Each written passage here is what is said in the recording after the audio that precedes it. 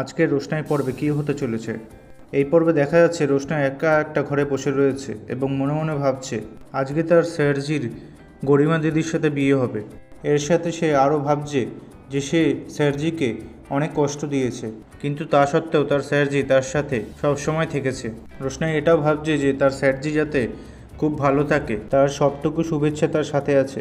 উল্টো দিকে তার স্যারজি অন্যদেরকে বলছে বিয়ে করছি, গরিমাকে সে যতই চিনুক না কেন, বিয়েটা একটা আলাদা জিনিস, বিয়ে করার সময় অবশ্যই তার নার্ভাস লাগবে। অন্যদিকে রোশনাইকে রেডি হতে বলা হয়েছে, আর রোশনাই জিজ্ঞাসা করছে যে সে কোথায় যাবে।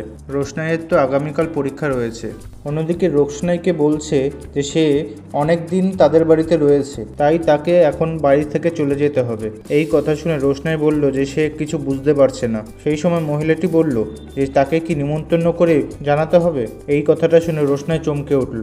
এরপর রোশনাইয়ের সাথে কি হবে, কি হতে চলেছে, দেখতে থাকুন রোশনাই।